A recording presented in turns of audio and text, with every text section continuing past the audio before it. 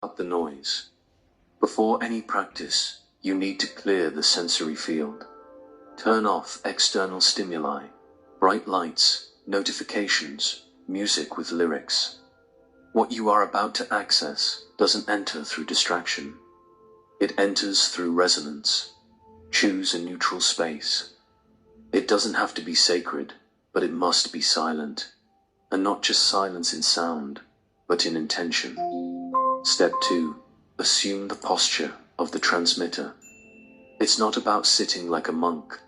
It's about aligning the frequency axis.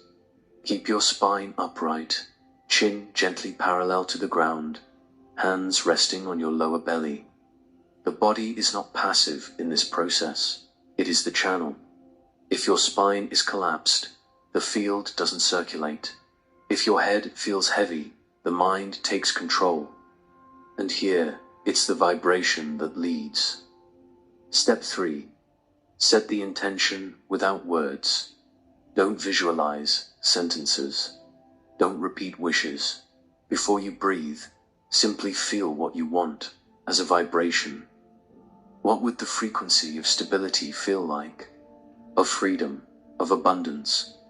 Let that feeling exist in your body as a field, not as a thought. This intention is not a goal.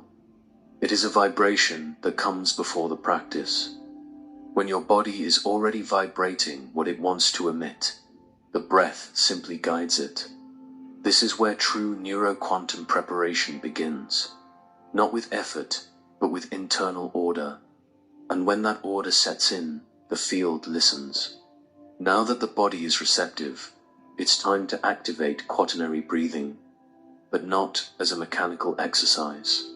Here, each phase is a vibrational key, and each key must be turned with full awareness.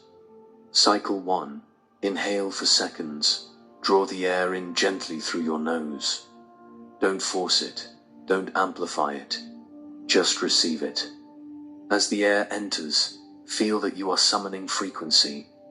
This is not the oxygen of survival. It is the breath of access. The field begins to organize from the moment you choose to breathe with geometric intention. Cycle 2. Pause for seconds. Hold the air inside. This is the most overlooked moment and the most powerful. Here, you suspend time. The body stops. The mind quiets. The field stabilizes. It is in this pressurized silence that the pulse of manifestation begins to form. Feel the vibration expanding around your body. Cycle 3. Exhale. 4 seconds. Release the air slowly through your mouth, but not as relief, as a programmed release. In this moment, you are not just exhaling air. You are informing the universe of what no longer serves you. Every contraction, every sense of lack, every urgency, they leave with this exhale. Cycle 4. New pause. 4 seconds now. The emptiness. Do not panic. This is where the field redefines itself. This final pause is the space where the body learns not to rush to fill the void. It is the training of abundance. Staying without the need to fill. Complete the cycle. Repeat. Enter the geometry. You are not just breathing, you are writing codes into your field. Now that the code has been activated, the most common mistake is to treat it as something isolated. Something you do, feel good about, and then forget. But this breathing is not an event. It is a continuous reconfiguration, a trainable vibrational state. Step 4. Bring the pattern into everyday life. Use the 4-4-4 as a tactical portal. Before an important conversation, before making decisions, before entering heavy environments. When the field reorganizes first, reality responds without resistance. The universe does not negotiate with chaos. It responds to coherence. Step 5. Practice without expectation.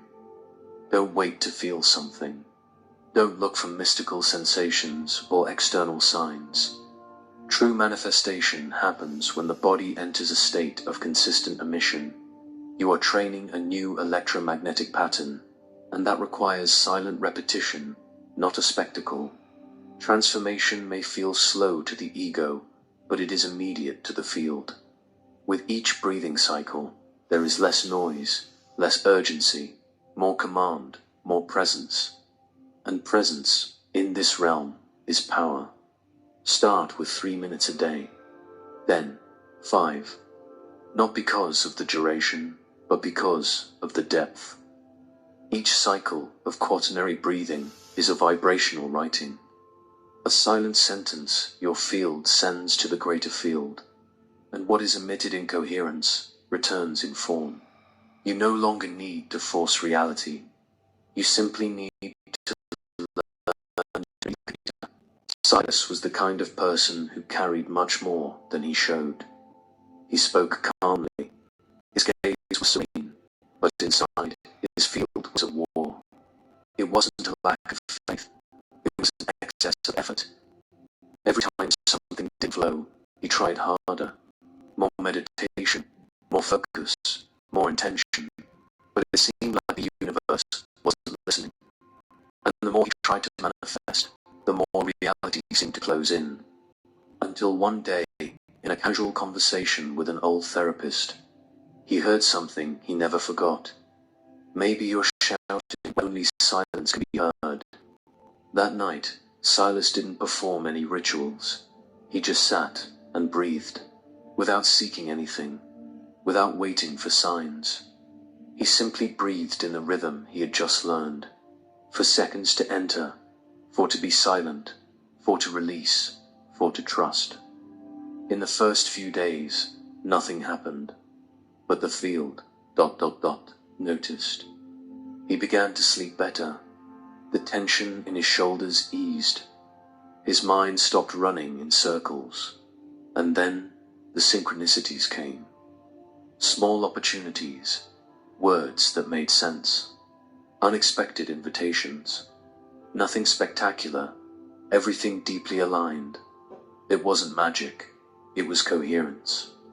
Silas was no longer trying to convince the universe. He was having a conversation with it, in the same language, on the same frequency, in the same timing. Today, he doesn't present himself as a man. He says something different. I'm just someone who learned to breathe in the rhythm of creation. And, curiously, everything around him began to breathe with him. At some point, you'll think you're doing it wrong. You'll feel like your mind won't quiet down, like your breath feels forced, like nothing is happening. And then the doubt will come. Does this really work for me? This is the moment where many give up. Not because the practice failed, but because they were expecting immediate control. The biggest obstacle here is not the technique. It is the hidden urgency you still carry.